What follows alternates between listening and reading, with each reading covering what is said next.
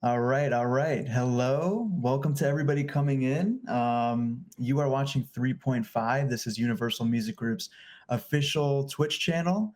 My name is Jake Genest. I am a strategic partnerships rep for 1824, which is UMG's internal creative solutions team that services all labels and distributors under the UMG umbrella. This is Behind the Business, where we hop on a call and chat with a new executive or a person on the business side of music from the UMG team specifically, right here live on Twitch on 3.5. I'm joined with the amazing Aria McKnight, Senior Manager of A&R at Capitol Music Group. How's it going, Aria? It's going good. I'm glad that we could make this happen today. I've been Yeah. excited ever since the team reached out. So excited to get into all things A&R. Yeah, I'm very excited. We definitely have a lot to talk about. Just to give you guys a little background on Aria's experience in the industry. So she specializes in pop and rock A&R. Like I said, she does all things Capitol Music Group. So on her roster, some artists include Sienna Spiro, Niall Horan, Flower of Love, etc. And her path into A&R isn't what she likes to call a traditional one. She actually earned a psychology degree from university and then eventually hopped her way around radio and working in festivals and a broad range of other experiences on the business side of music that ultimately led to her career in A&R. So, yeah, Yeah, like you said, I'm excited to talk all stuff A&R. I kind of want to I want to get into like the traditional music discovery aspect of the job, but yeah, I also want to dive into the creative aspect, right? The R, the repertoire of A&R. mhm. Um, so yeah, I won't get too ahead of myself, but we got a lot of good things to chat about. But Yes.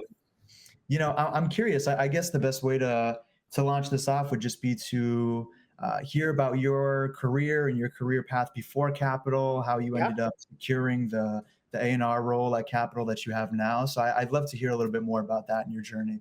Yeah, of course, and lock in everyone because it's definitely not a, a simplified one. But I will try and not spend too much time on that journey. But yeah, like you mentioned, I went to college and I got a psychology degree. I think for me, growing up in a military family, it was very much education first, and I think music was more of a interest and a hobby versus something that you could do for work. So when I went to college, and I actually had a couple missteps in college that we won't talk about, but I was super into sports. And so I thought sports was going to be the thing that I actually went into. And then I took my first anatomy class. I failed that. First time I ever failed a class in my life. So I took that very deeply. And so I was like, okay, cool. This isn't my path.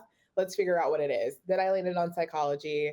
I've always been that friend that gives advice. So I was like, this feels like a natural transition. So went, got that degree. And when I graduated, I kind of had a, a like a internal moment where I was like, do I want to continue this? With psychology, you have to go through grad school. And I think for me at the time, I was very firm in I don't love this enough to pay for more school. So I should probably figure out what that thing is.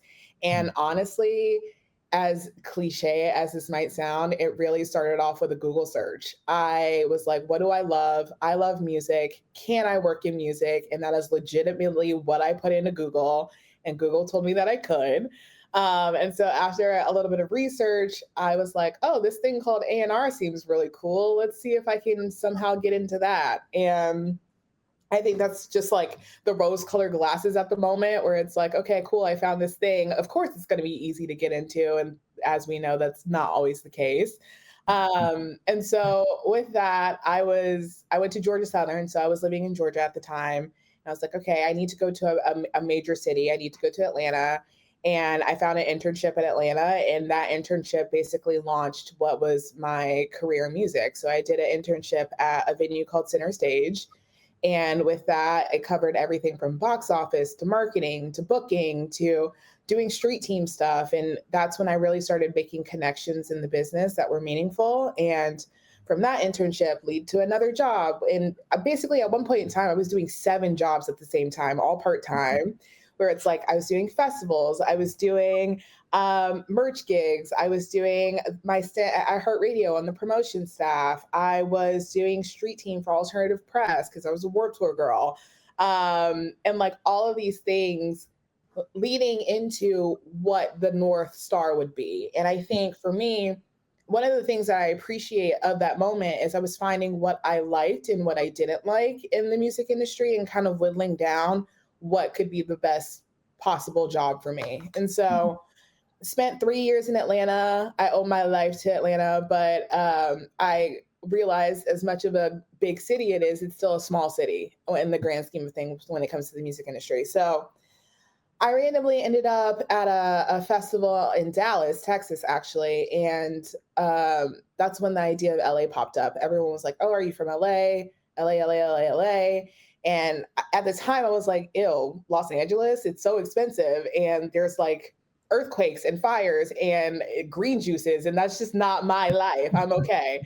But when I went back home to Atlanta, I was like, I clocked in for my job at the time and I looked around and I was like, I need more than this. And so I put in a 3 months notice. That's when my lease was ending. And I told everyone that I would be moving to LA. And so I took a bet on myself and I moved out here in 2016. And at the time I was interviewing all kinds of places. And my plan was, hey, if you get a job before, great. If you don't, then you can just do some temp work until something opens up and we'll go from there. And luckily, I got a job at William Morris Endeavor 2 weeks before I was supposed to drive across the country, which is insane. But hey, it worked out the way that it worked out. Much timing. Yeah, yeah. No, literally. So I did the agency thing for a while. I was there for about 2 years and I was an assistant in the music department. And I ended up working for Kevin Shivers, who, if you guys don't know, he's the most amazing agent ever. And I was working across his roster, which included everything from Tyler the Creator to Mac Miller to Kelly Uchis to Brockhampton, when Brockhampton was just starting to become a thing. And it was such an incredible time that I was like, oh, I'm having the best time ever. I love this. But then as I was going through the motions of what it would mean to be an agent, I was like, actually, just kidding. I'm going to let you keep that. But the thing about agency life, they're like every 2 years, they're kind of like, hey, do you want to be an agent? And I was just like, no, I'm okay. So I had to figure out what that next step was. And I 100% with confidence was like, it's A&R. And again, going back to, I swear this is like a Google advertisement, but like going back to Google, I had a bookmark of all the places I'd love to work, and the UMG Corporation was under there, and randomly opened that folder one day, and boom, A&R coordinator at Capitol was there, and I was like, wow, I've never seen this online. I need to apply. And as the world has it, I got that job November 2016, and I've been here or 2018, and I've been here ever since. Amazing. Yes. Amazing. Yes. I think it's funny that you talk about the Google search and everything, because that was the same exact boat that I was in when I was, different periods of life, but when I was looking for colleges, right? Because I study music business right now in university, and I knew I wanted to do business, but I wanted to specialize it. I think a lot of people who may be looking in from the outside don't understand how much of a machine and a business is actually behind music. And so I think that's kind of what brings us to the Google search, right? Like, is this even, does this job exist? Can I actually work? Is this real? Like, right. If I'm not an artist and I work in the music industry, and heck yes, you can, and that's what we're here to broadcast. So that's amazing. So you said you've been with Capitol since 2016, correct? 2018. So we're coming up on 7 years in November, which is insane. Very nice. Congratulations. And I'm curious too, because, I did my research beforehand. I saw that you had been with Capitol for a little bit, and you've climbed the ladder too, the A&R ladder at Capitol as well. So you're senior manager right now of A&R. Can you kind of go into depth, or just describe like how your role has differed at each step of that career ladder? Yeah. So when I came into Capitol in 2018, I purposely put myself in the position where I wouldn't even pretend like I knew what signing an artist to a label meant. I really wanted to get into seeing that firsthand and understanding what that process was like before, and be comfortable in that process before I even pretended like I was going to scout something. Just Mm. because, with an artist and being signed to a label, that is a big deal. That is a life-changing moment for a lot of musicians. And I take that very seriously. And I didn't want to not be secure as an A&R and just throw that opportunity to someone and not be able to deliver on my side. So for that first year as a coordinator and spilling into the next step, which was senior coordinator, I just learned. And so I worked under our EVP of A&R at the time, and shout out Jeremy Vernick. Shout out. I really locked in with him. And so the first projects that I was across was like Halsey and Marshmallow. And so it really allowed me to be in the front seat of, hey, this is what this artist wants to do. It's an idea, how to execute that idea and make music. And then with that music, how do we make a project? And then with that project, how do we move it within the building and basically activate all of the different departments that need to be activated? And then boom, we release it into the world. And that process, as simplified as that sounds, it's so complex, and a lot of it relies on your relationships and to have the knowledge of like, who do I put in with these artists? And that is something that I just really wanted to commit to for that first like year and some change. So with that, it was a lot of assisting and really getting the bird's eye view of what being an A&R was. And then when you elevate to manager, senior manager, I actually skipped a step, but I was never a scout, but I was doing scout duties as Right. a coordinator, where it's like looking for new talent, and signing them. And again, just now you're in the driver's seat with what that artist's vision is, and then going from there. So I would say those two are the biggest differences. Outside of that, I think me as a senior leader now, I think the thing that I wasn't doing before that I do actively now is just making sure that I am a leader for a lot of the younger staff that's coming through. So a lot of Mm. the assistants, I'm there for them, and the internship program, it runs through me because again, I had that firsthand experience that I can kind of be that resource for them, and that is also something that's super important to me because, as I mentioned, an internship changed my life, and so I know how Mm. impactful those can be. And so, yeah, that's kind of the added bonus that I have on top of being an A&R now. Yeah, yeah, and that's something we've definitely chatted about in the past, and that you've talked to us about is, your dedication to building the next generation of executives, right? And Hmm. I think the industry has a lot of people like that, but like we need more. We need Yeah. more people like that. We need more people who are dedicated to the youth, whether it's from a university standpoint, maybe they're teaching, they're a professor at a music business program, or Yeah. they're in the field, right, working for a label or a publisher or whatever it may be. Hmm. Hmm. Um, so that's phenomenal. Yeah, you were mentioning part of the A&R role is kind of activating all the departments at a label to make sure that this cohesive project and product is pumped out, right? Yeah. I think personally, like one of my favorite aspects of the A&R job is I almost look at the A&R as the artist's manager at the label. Hmm. Like Hmm.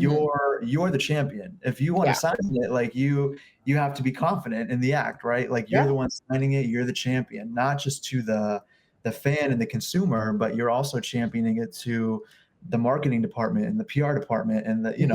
your Hmm. coworkers, the employees. Um, I'm curious, like, how do I want to phrase this question? What does that look like internally, right? Like, we know Yeah. how to, like I said, we know how to market a project and champion an artist to the fans and to the consumers, right? Hmm. But when you sign an artist, it's fresh on the roster. How are you championing that artist internally to your coworkers? Yeah, I think it honestly starts a little bit before then. Like when I come across something that I'm excited about, I immediately go and ask other people in our on our label about it. So Mhm. it's not just purely an A&R's opinion. It's like, okay, cool. If I brought this artist in who would be the best marketing person? Are they a fan?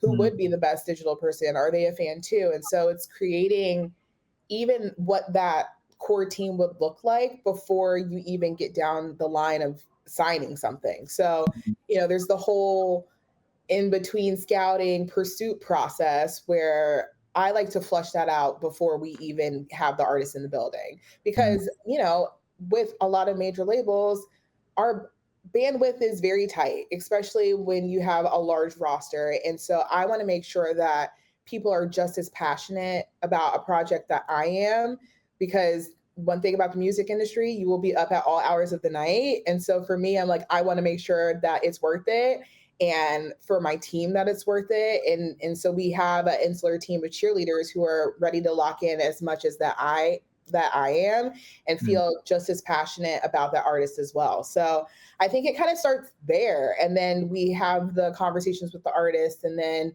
in the best worlds, we have, we put pen to paper and they're here on the label. And then the people that they've been talking to in that growing period of us getting to know each other, those are going to be the people that you're working with at the end result as well, when you come into the label as a signed artist. Love that. And then from there, it's like, you have that core team that I just talked about, but then you also have our other departments like radio and sync, and they're not as attached to one particular project. And it's really taking the time out to go sit with them and be like, hey, I've got this new exciting artist and I want you to hear the music, and let's talk about ways that we can help break this artist together. So it's like, for instance, I just had a conversation with our sync team around Flower of Love. So Flower of Love is one of the artists on my roster. She's from the UK, very like sassy girly pop. Fans of Sabrina Carpenter, fans of Olivia Rodrigo. If you do not know her, please go listen to her music. But she loves a rom-com movie. So I go to our sync department. I'm like, hey, what rom-coms do we have coming up? She's a fan of XYZ. How can we put these two together? And one of the things that we were able to put together last year, she's a big fan of Heartstoppers. So obviously, massive show on Netflix. That organic connection, we were able to get one of her songs in the Netflix series. So like it's building, it's kind of like putting proof of concept together and really making it digestible to the people who have 1,000 artists coming their way. Hey, this is the clear path. Like, let's go in and lock in for this thing. Yeah. It's a very entrepreneurial role, like you need to make sure that everything is firing on all cylinders. It's a lot of communication, right? So it's not just like the professional, like PR communication, but like the interpersonal communication aspect of the role that's so crucial, A large part of our job in general is just relationships. It's relationships with artists, it's relationships with lawyers, it's relationships with managers, it's relationships internally. It's the friend relationships that you have. I think that's the core of this relation, outside of the music, obviously. But that is one thing that, especially with how I got to be an A&R, I appreciate, because I was able to touch on so many things outside of A&R that I am leaning back and using to this day, which is honestly just such a blessing, because I'm like, if I know an agent and I'm like, hey, do you got any opening slots for tour? I'm able to make that call. For sure. I think it's just because, A&R is, sometimes I like to think of A&R as every facet of the music industry mixed into one role, Yeah. So if you do come from a background with, like you were discussing, right? WME, the touring side of things, festivals, any other facet of the music industry that you can bring to your ultimate role in A&R, it just gives you such a massive boost. It really does put you ahead of the game. For sure. I would like to kind of pivot a little bit to like, in this conversation, I almost want to separate the A and the R in A&R and have two kind of different dialogues. For those who don't know, A&R stands for artist and repertoire. So it's A and R, not A and R. I know I say it a little quick, but it's the fast version. Exactly. But discussing the music discovery aspect of the job, right?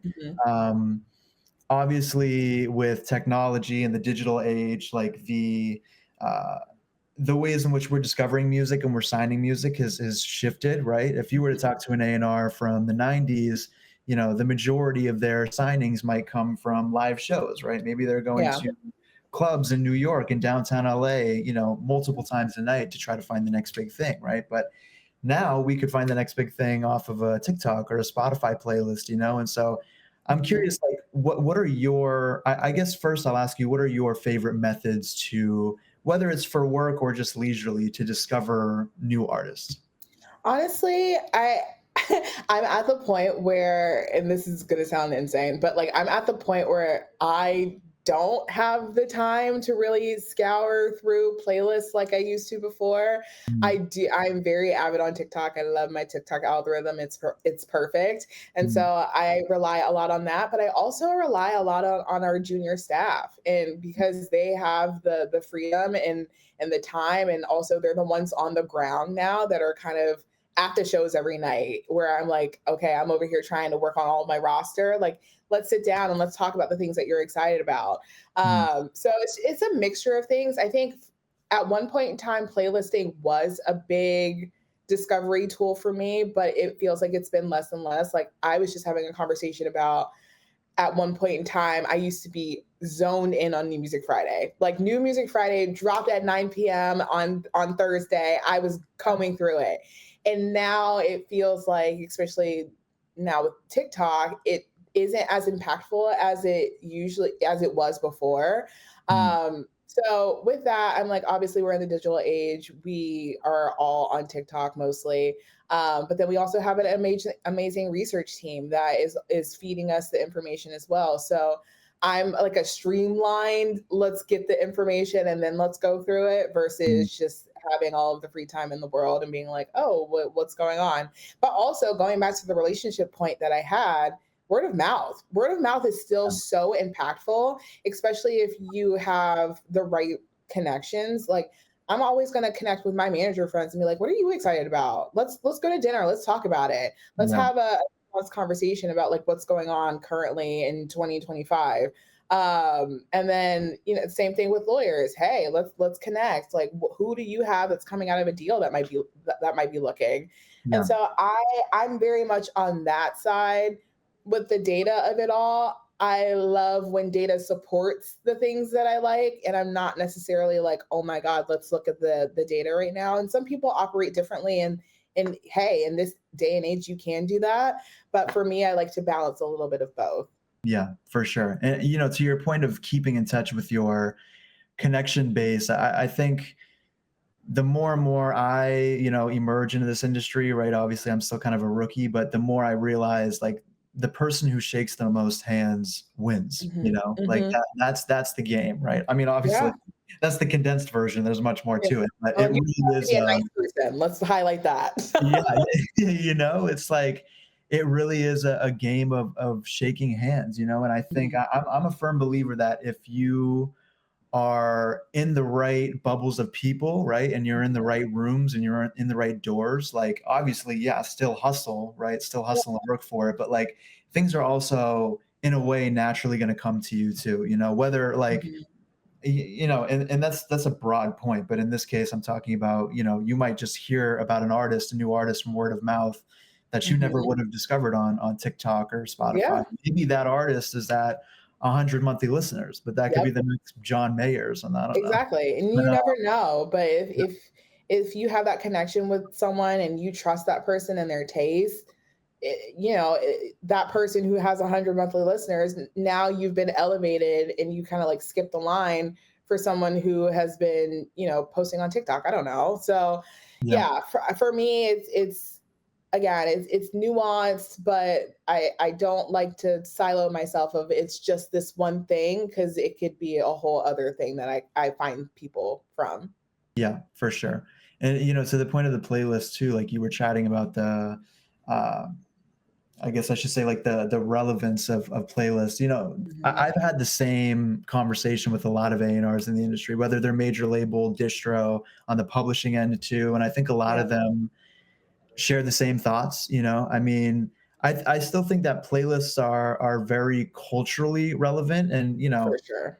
I wouldn't say it's a dead method to discover new music, but I just think that chances are if you discover a really hot song on a playlist or an early song that you really rock with on a playlist, you might be even Mhm. still too late to it, Yeah, because the early stuff is happening on in real time. right or Yeah, reels or from an industry perspective, like yeah, if you're at a label or a distro, whatever it may be, and you have a dedicated A&R research team, those young gritty kids who are searching for the next thing, mhm, we have Chartmetric and Luminate and Vibrate and mhm. all those platforms telling us those Yeah. things as well, which chances are we'll probably get to sooner than a playlist. So, Yeah. I playlists are also just think with the data thing, we all have access to that data, right? But it's still up to an A&R to comb through that data and really get under the hood with these artists and really find out, hey, is this just a thing that's happening of this moment?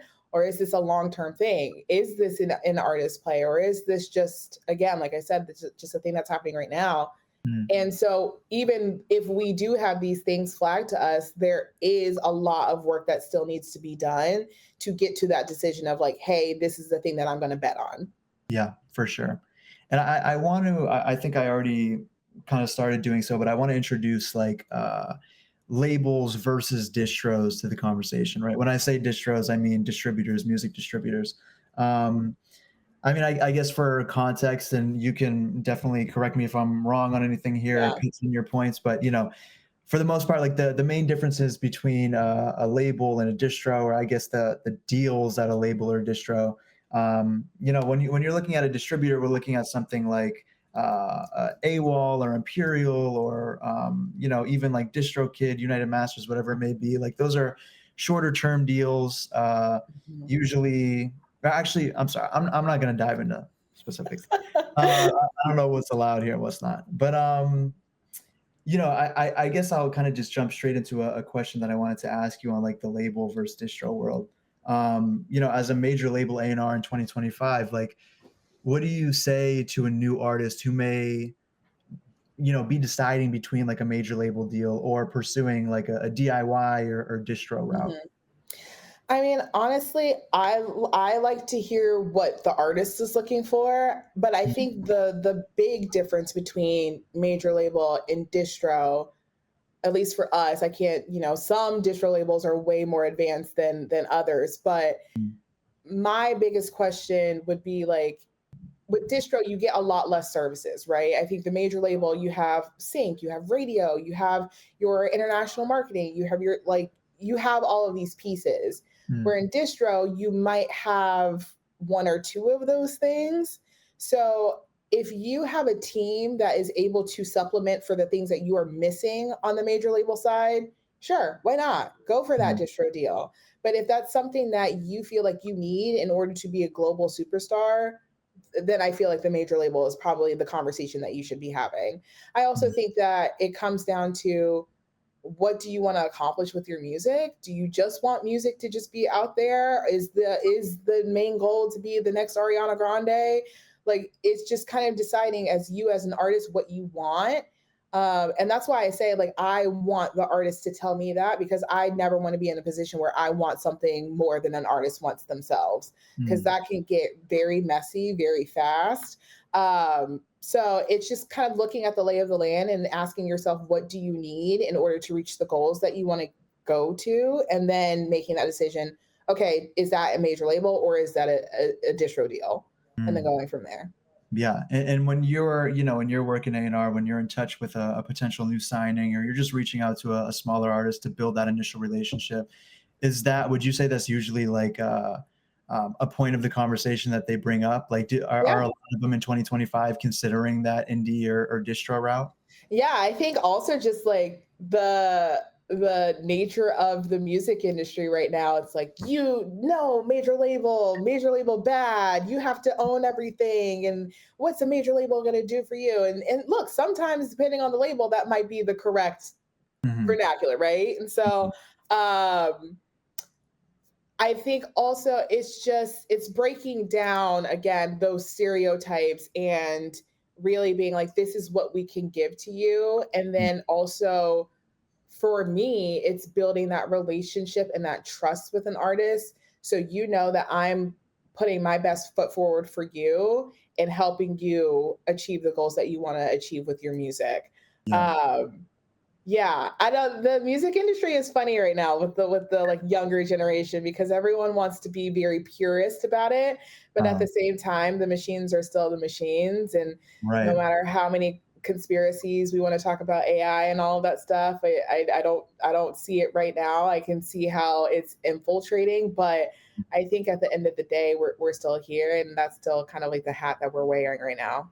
Yeah. No, I actually really like that point. The machines are the machines, like there's still, you can create music independently, right? But there's still a machine and so many moving pieces needed to push that music out to the public on a global scale too. I Yeah, think major labels get a bad rap sometimes, but and that's um okay. it's part of the game. Like Totally. that's part of the game. I think that honestly could be said across any industry, right? Not just Correct. music. But Yeah, exactly. when you think of like the A&R role specifically, and these things, like, let me preface this question by saying, like, these things don't have to be negative, but just what are Mhm. some of like the biggest misconceptions about A&R that you say you come across? Misconception with A&R. Where's my list? So the fact that we are always traveling and we're always at a dinner and it's just like what you see on social media. That is not real. Well, it part of it can't be real, but like I've got budget sheets up right now. I've got contracts that I need to look through. We've got negotiations. Like it's not this overtly sexy thing that people Mm, try and make it out to be in movies and television and social media. There's also a whole business aspect, but look, honestly, that's not that sexy. So you're not going to put that part on the TikTok, but like that is something that is involved with their job. So when you see it on like videos or like TV, it's just kind of like, oh, this is the over exaggerated version of what an A&R is. Some people do fit that prototype, and there's less work that is being done. But on my side, I'll pull up my Google tabs and it's not good. So right, it's not always flashy. It's not always it's Hollywood. all flashy. You're in the club, you're in the studio. I'm like, okay, cool, got it. Well, I'm gonna go talk to our legal department after this to make sure something's cleared. Amazing. That's funny. That's funny. No, I mean, like we said, it's a very entrepreneurial minded role. It's a very business oriented role, right? I mean, essentially, like what A&R is your well, I guess at the core of it is like you're trusted to bring new investments to the company, like you're trusted to like serve the public, to push out this new music, right? Continue to Yeah. feed the public's taste. And it's I mean, it's a fantastic role. It's a fun role, super fun, Mhm. and definitely flashy at times. But yeah, it is business oriented. We got to Yeah. get things done. Yeah. So I like I that. still gotta do my own expenses, like, you know. Right, right. I'm curious, like going into the business side of it, and like even the statistical and the analytical side of things. Um, what I guess we could say, like, in an age of immediately available analytics, right? Like, how do you balance following statistics and following your gut when it Mhm. comes to signing an artist? I'm honestly, I'm more of a gut Mm, girl. That's how I became a fan of music. It wasn't because someone told me that this streamed a million times on Spotify. So my gut and my ear are going to tell me the things that I like, and then, like I said earlier, the data will back it up. mm, Um, Again, we live in a world right now in 2025 where some people do specialize in the data more than others. But for me, I like to have that balance of both just to kind of support the decision that my gut is telling me about. Um, and maybe that's just like the astrological chart of mine, but I think mm, that I have a very good gut, and I tend to listen to her. And like I said, I just use the data for backup and for mm. support. Yeah, like the data is used to inform your gut almost, right? Hmm. I Hmm. like that. I like that. Yeah. I actually, I realized that I missed a question that we had in the chat. I want to get to it before I forget. Oh, Before yes.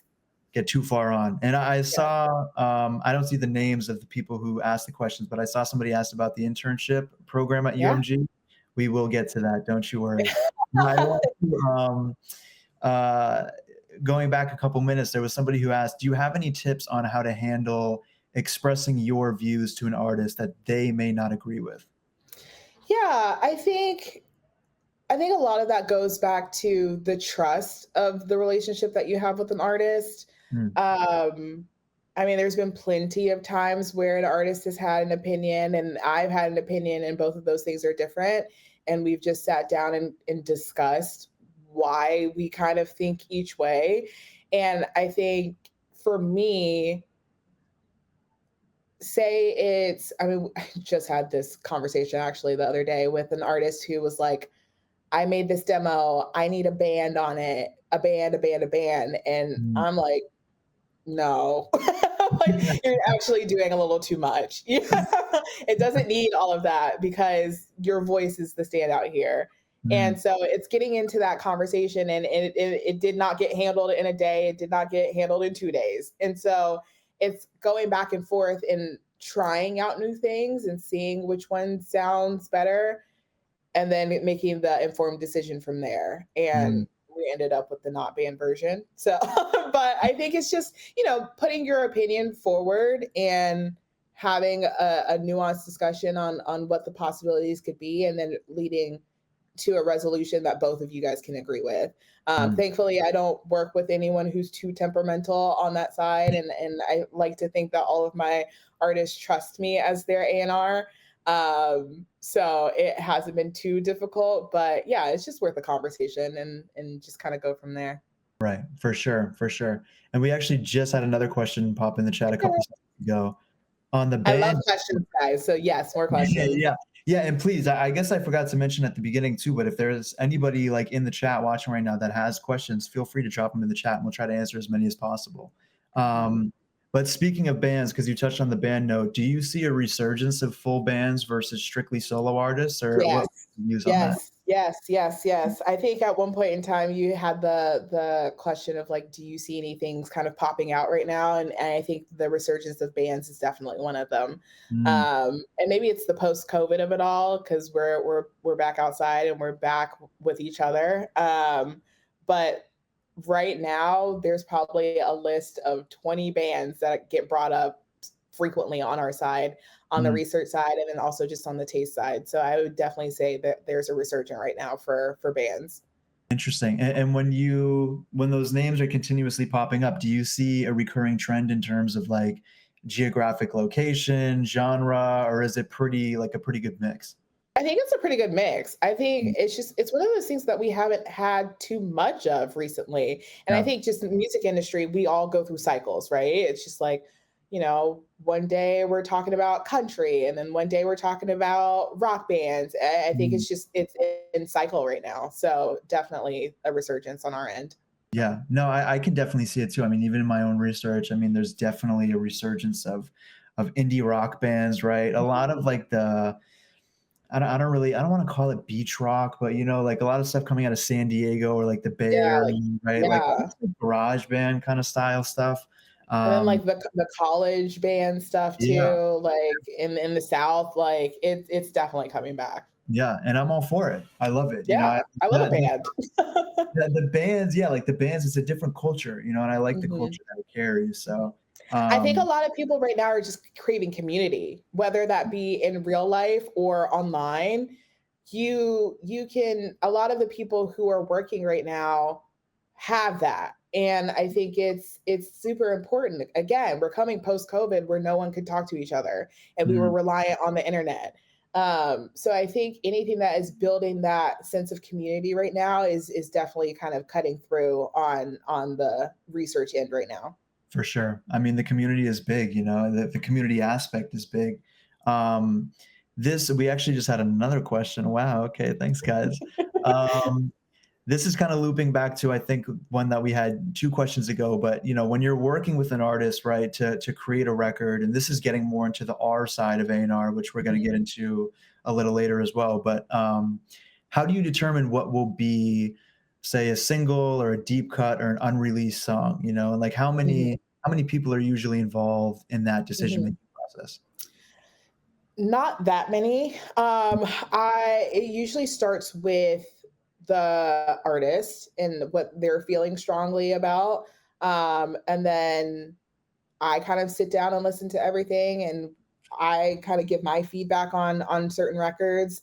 We kind of dwindle it down from there. And then I like, again, going back to our core team, it's like I like to pass it around to a few people internally to get their thoughts on things, Mm, give their feedback, and then going back to the artist, kind of whittle down like this feels like the right one, mm, or this feels like a B side, and then go from there.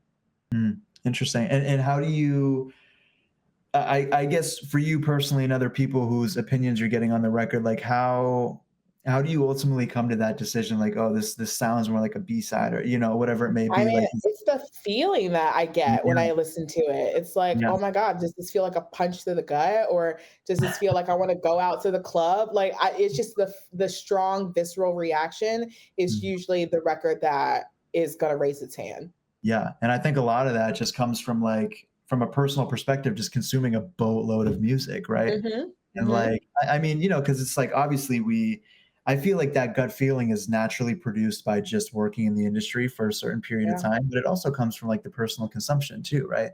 Like, yeah, what do you want to feel when you listen to the record? You know, I think right. like as an A&R, like sometimes in the record making process on the R side of A&R, it's good to like detach yourself from the record for a second and just Mhm. picture yourself as a consumer. You know, Yeah, like yeah, how would I want to hear this as a consumer? yeah, and that's Um, how we all got here is we were consumers first, so it's just making sure that you're always wearing that hat, yeah, and again, just what's gonna cause you to feel the most reaction, that's probably the record that you should go with. yeah, yeah, for sure.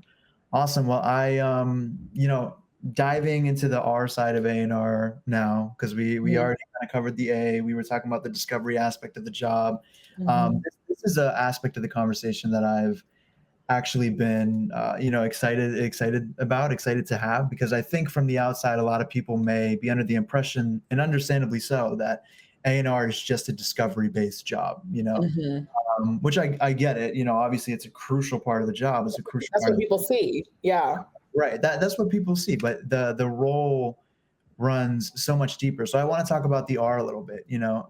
Mhm, For context, right, the when we talk about the repertoire, that's when we're talking about the more, I guess you could say, the more so creative side of the job, right? So putting the puzzle mhm. pieces together in the studio, you know, deciding what producers and engineers and songwriters this artist is working with, what features Yeah. may be on the record, you know, even down to like booking the studio session. And Mhm. I mean, you know, you're an A&R, you know what I'm talking about. Yeah. But do you, let me see. I mean, you say you've told me in the past that you're very involved in the creative process, the creative record making process, the R of the job. Can you tell Mhm. me a bit about your like your favorite moments on that side of the job? Any favorite moments or memories that may stick out to you? Yeah, favorite moments. I don't know. I don't know if there's any specific thing that Mm, comes to mind, but I think again, kind of going back to the conversation we were having about people thinking that making music is so purist and it has to come from you all the time and it has to mm, be this thing that you have crafted, which great if it does happen, but it doesn't necessarily always happen like that. I mm, mean, even some of the superstars of today have pulled in other people to help them make their music. right. And so I think putting those things together is definitely a rewarding part of the job, and seeing it come out and being a song and seeing that song working or seeing that song live. Mm. Catch me at a concert where something that I've helped put together is played live. I will most likely be crying because it's like It's it's so fulfilling, right? Yeah. it's fulfilling and it's full circle, and you know how much work went into that process. So Mm, it's amazing to see. And yeah, with my roster, I've got some people who do like the more purist approach of like making the music themselves. But then I also have things on my roster where I need to go look at pitch songs. I think pitch songs right now are something that a lot of people are again skewing away from, but mm, I still need them. So favorite parts of my day are listening to the pitch demos that come through and then hearing an artist interpret it the way that they would interpret it, and then it end up being something that they release. Mm, So yeah, it's kind of twofold. It's like you've got the sessions that you got to put together, you've got the pitch records that you got to comb through, which I have a lot of pitch records. Sorry to any of my friends, I can imagine. collaborators that may be in here. I got to get to your demos. We will get to them eventually, but Mm, yeah, I'm fortunate enough to have a roster where I can explore both sides. So it's something that I do cherish, and it's something that I've honed in on, especially coming through the ranks of being an A&R. I didn't pretend to know every writer and producer that was out there, but I definitely learned, mm, and it really started with combing through my favorite records at the time, and figuring out like, oh, so and so was on this record, and but they also did this record, and that becoming second nature for you. It's mm, not one of those things that you can learn overnight. It's definitely one of those things that I've honed in for the years that I've done this job, and then will continue to hone in for the years that I do this job. mm. But it's an exciting thing, and I think it's a wonderful skill to have, whether people want to use it or not. Yeah. Yeah. It's amazing. There's always a lot of full circle moments in the industry too. Another question that popped in the chat was like, and you actually already kind of touched on this with, crying at the concert, right? When you Yeah. see, Yeah. an act that you signed or that you invested in, really making it, right? But like, Mhm. what would you say is the most rewarding part about seeing artists on your roster, like grow into the potential that you initially saw in them from the start? I don't know. It's just like it's the feeling that all of this work has come to this moment, right? And this is a career defining moment for them, and they'll continue having these defining moments. Mm, That never gets old. And I go back to, this job is a lot of hours worked. It's a lot of conversations. It's a lot of emotion. And to see them get to the goals that they've always had before all of this even happened, mm, that's something that like I couldn't even put into words if I mm. tried to. It's Yeah. truly an amazing feeling. Yeah. Very fulfilling. Like we said, very full circle. Yes, Love it. yes. Um, I I mean, I think if I had a one-on-one call with you, I could sit and chat with you for 5 hours. But, Same. I gotta kinda advance a little bit here. I wanna, since we have people watching on the other end, a lot of students, a lot of young adults, young professionals, Yes. I wanna dive into, like, the internship side of A&R if that's Mhm. something you'd be down for. Is that cool? Yeah, so as I mentioned, I that's something that's really important to me because again, my whole journey started off with an internship, honestly. And so as I've been going through the ranks, it's been important for me to reach back and help develop that next class of executives that we have. Mm, So on the A&R side, I have really spearheaded trying to find college age students. You could be in college, you don't have to be in college, and mhm, helping give them an opportunity. And so with that, obviously we have the UMG summer internship, which that just wrapped. And that's amazing. But also outside of summer, we at Capital have a program called Think Tank, that our president, Lilia Parsa, she brainchild while she was over at UMPG. And um, it's basically an internship, consultancy, whatever you want to call it, labels are labels. um, and we have it every term. So right now I'm looking for the fall, but mm, it's an opportunity for people to come in and really get a snapshot of what A&R is. mhm, And with that, it's, scouring the internet and finding artists. It's having conversations with A&Rs on our team about, hey, is this a good pick? Is this a bad pick? Is this something that we wait on? And really understanding what a good proposition could be for a major label, mm, outside of just you think it sounds good. And then also having the passenger seat of what the conversation is when we do like something. It's like, mm, okay, we like something, let's reach out. What questions do you ask? What, like, we obviously you're building the trust when you have these conversations, but like there's also we need to get some questions answered. Like, Yeah. hey, what are your goals? How do you like to release music? Are there songs that are made so far that you want us to listen to? Mm. Who are some of your collaborators? All of that stuff. So you'll get to see the ins and outs of that. And then also it's pitching. A lot of our job is pitching too. It's like, okay, Mm. we might like it, but you got to convince the rest of the team to like Right. it. Right.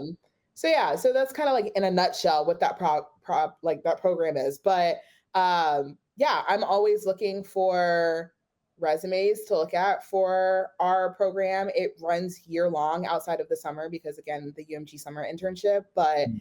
it's something that's really important for us and really important for me. So it's something that we like to offer to people who are interested.